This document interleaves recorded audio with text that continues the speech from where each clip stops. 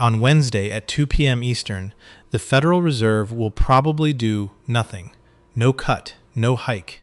And here's what almost every headline gets wrong. That nothing is a decision, one that quietly splits everyone watching into two groups. One group keeps bleeding money without noticing. The other is sitting on a window that's about to close. Over the next few minutes, I'm going to show you exactly which group you're in.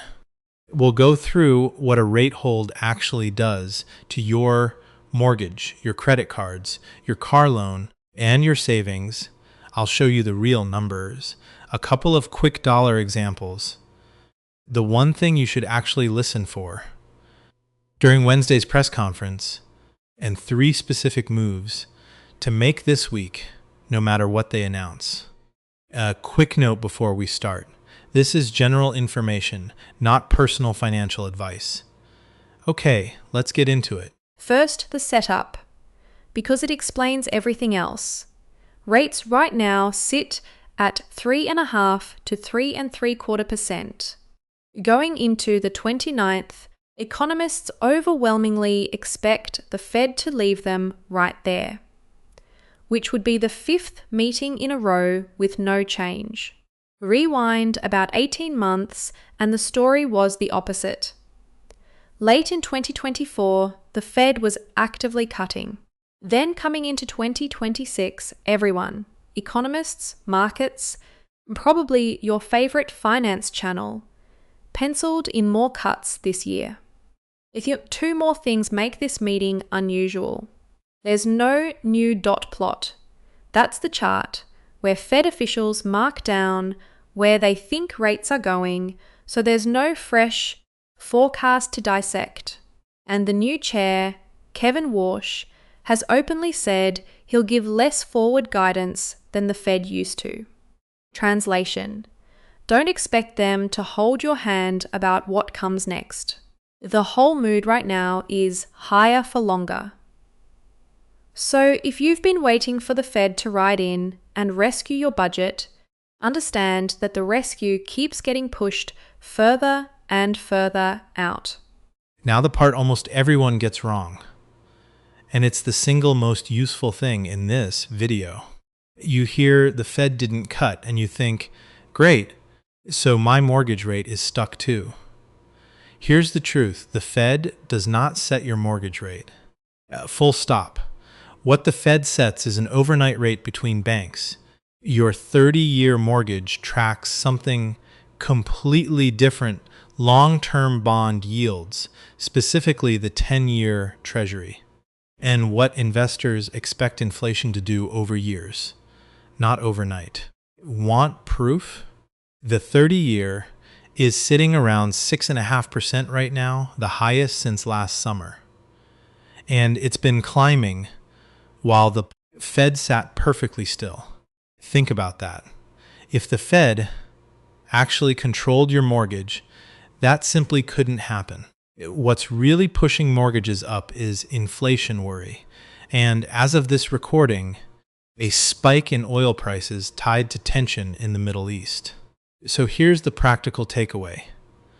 A hold on Wednesday by itself probably won't move your mortgage quote much at all, which means if you're waiting to buy or refinance until the Fed cuts, you might be waiting for the wrong signal entirely. The thing that actually moves your mortgage is inflation cooling off. Watch that, not the Fed's headline number. And if you're refinancing, run the simple break-even math. Take your closing costs, divide by your monthly savings, and that's how many months until the refi pays for itself. That number tells you whether to act, not a Fed meeting. Okay, so where does the Fed actually reach into your wallet? The short-term, variable stuff, and your credit card is the big one. Card APRs move with the prime rate, and the prime rate moves with the Fed. So when the Fed pauses, your card APR pauses right along with it, and right now the average is stuck up in the low 20s. Let me make that real. Say you're carrying a $6,000 balance, at around 22%, as that's roughly $110 a month, every month, just in interest, before you pay down a single dollar of what you actually borrowed. A hold means that number isn't shrinking. That's the cruel part. The Fed pausing gives zero relief on the most expensive debt most households carry. Your car loan is in a similar boat. Auto rates lean on the Fed too. New car loans are running around 7% right now, and used cars closer to 12%. And because lenders set their own pricing on top of that, your credit score can swing that rate by more than 10 points. The good news hiding in there. Shopping just a few lenders saves the average car buyer over $2,000. So read Fed holds like this. The pressure on all your variable, revolving and finance debt is not letting up.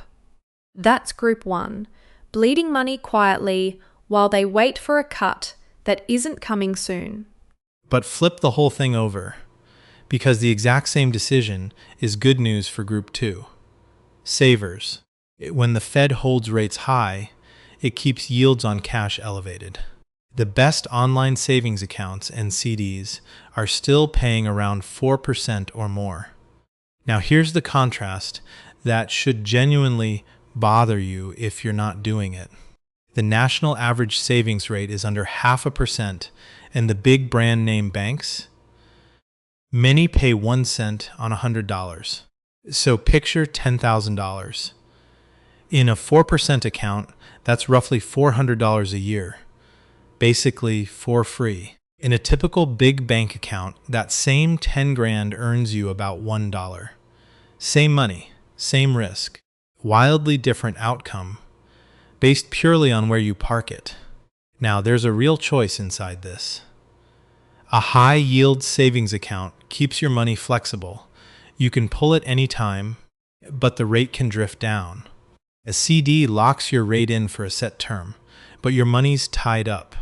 Here's the catch that makes this urgent either way. Those 4% yields don't wait for the Fed to actually cut.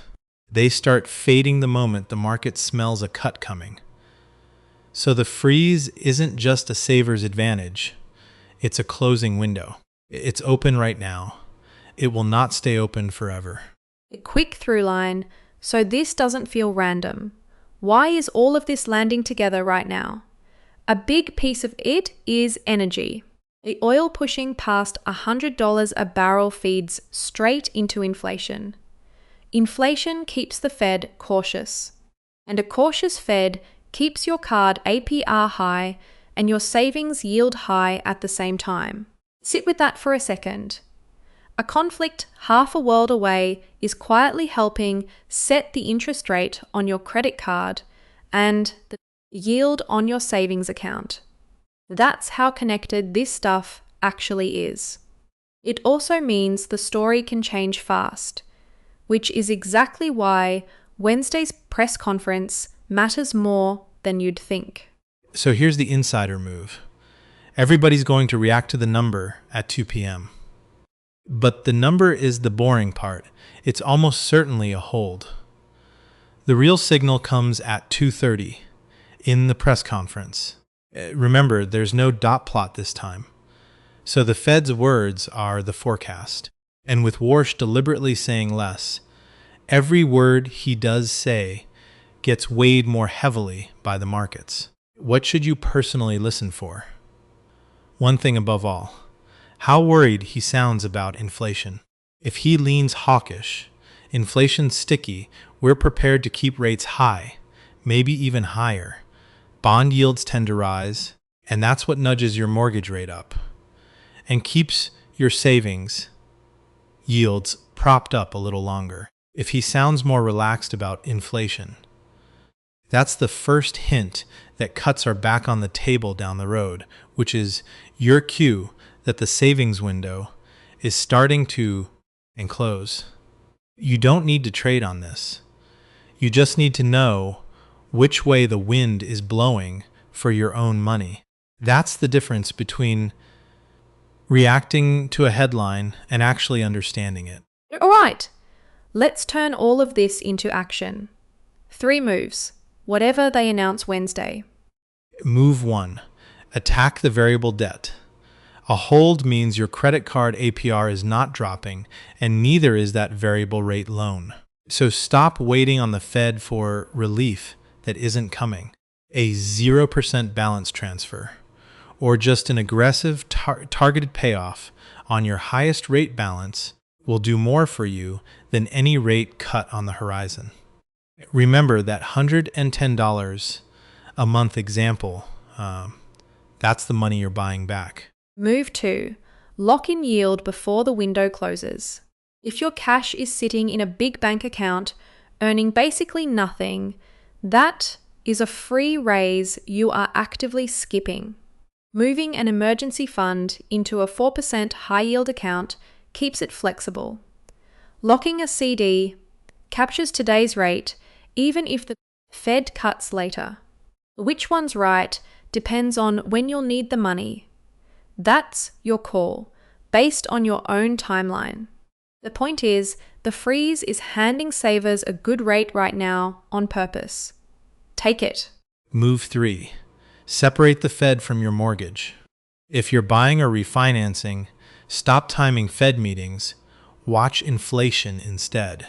And whatever you're financing, a home or a car, shop at least 3 lenders. On a mortgage, 1 extra quote saves the average borrower around $600 over the life of the loan, and 3 quotes can push that past $1,000. On a car loan, comparing lenders saves over $2,000 on average. That's not a rate cut you're hoping for. That's a discount you can just go take. Now, what if the Fed surprises everyone on Wednesday? If they cut, savings yields start dropping fast, which makes move 2 even more urgent, so lock in now. If they hike, your card and variable loan APRs get worse, which makes move 1 even more urgent. Notice the pattern. Whichever direction they go, the same 3 moves still hold. That is the entire point of having a plan instead of a prediction. You're not betting on the Fed. You're positioned for either outcome. So let's bring it home.